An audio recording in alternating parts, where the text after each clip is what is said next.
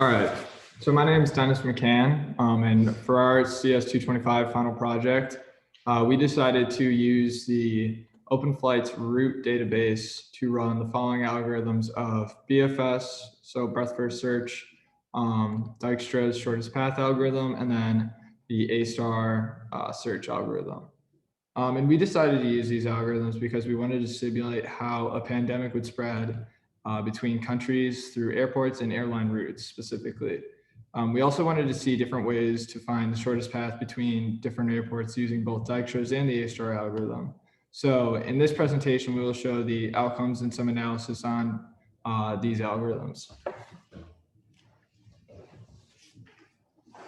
All right, so this is Dominic Quigley. Obviously, to start out, we had to find a way to acquire and organize all the data that OpenFlight provides. And to do that, I first just kind of got the files locally into VS Code and read them in and parsed them line by line. OpenFlight has them organized really nicely. So everything's separated by commas, and we can just get the specific data from the data set that we need. To store it, I built a airport class to represent the nodes, and this was, this is just how we stored all the data for the airports, and then the route class is what represents the edges here, and this stores only the relevant data that we need from routes, the weights, the source and destination, and yeah, that's about it. All right, this is Preston Chow, and I'll speak upon our first algorithm, which was the breadth first search. So as you can see here, we mainly followed the pseudocode that was given, utilizing both the queue to represent how, like Dennis said, a pandemic would spread through airports. And right here, we see that the algorithm uses a queue, and it goes through and all the adjacent routes, and it pushes them onto the queue and then pops them off once they're visited. So this way we get to specify the start airport that we have, and then we're able to track the path that the BFS search takes. So this was not too difficult of an algorithm with the pseudocode, as it was pretty basic with following that aspect.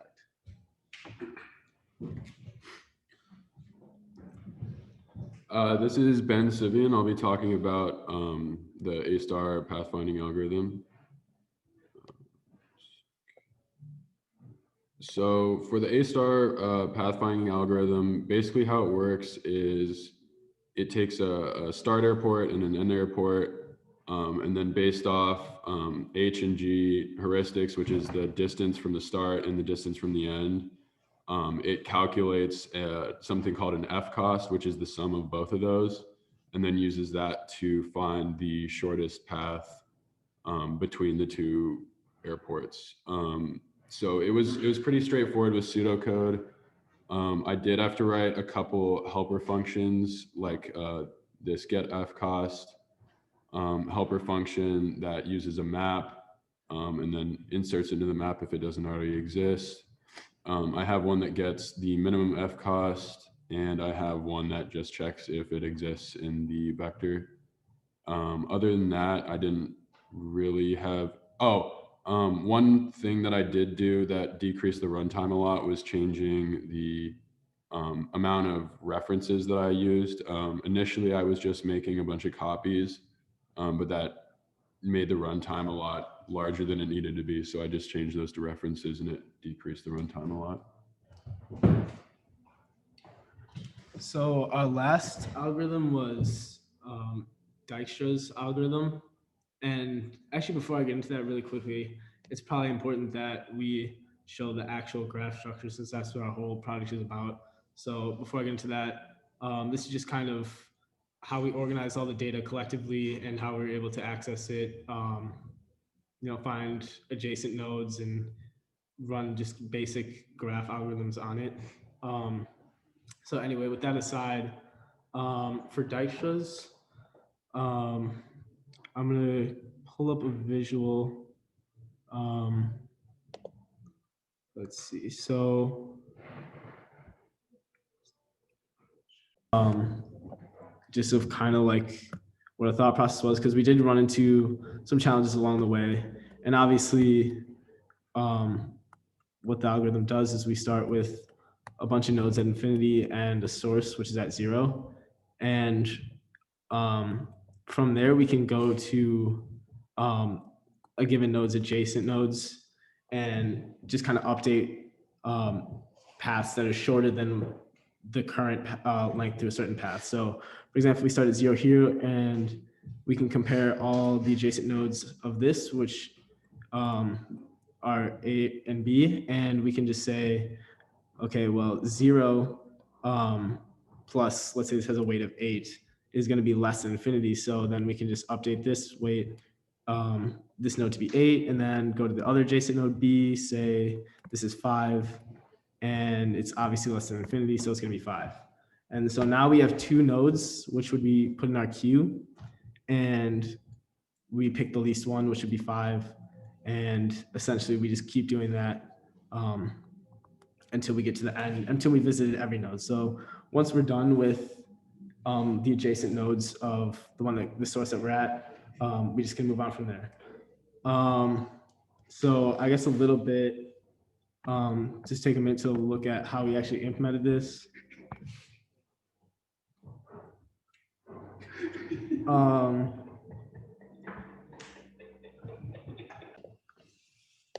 Okay, so just taking a look at kind of our overall setup for how we did this.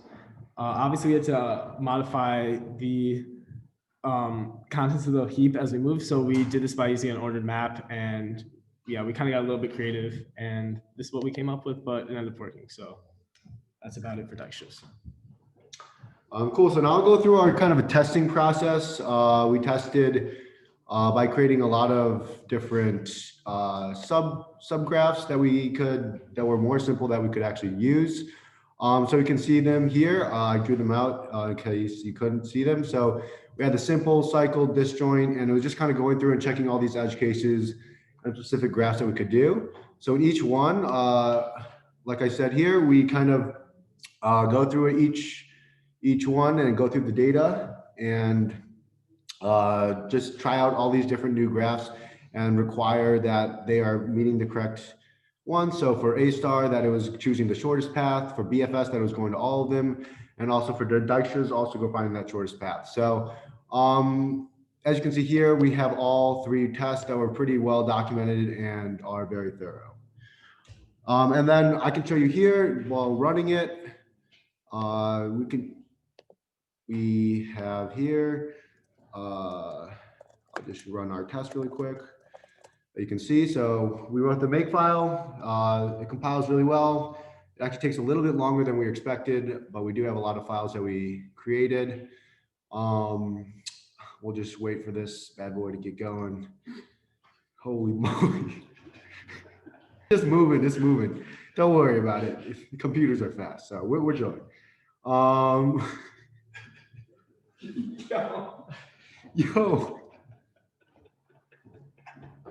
Oh, there we go. 180 assertions, 29 test cases, good to go.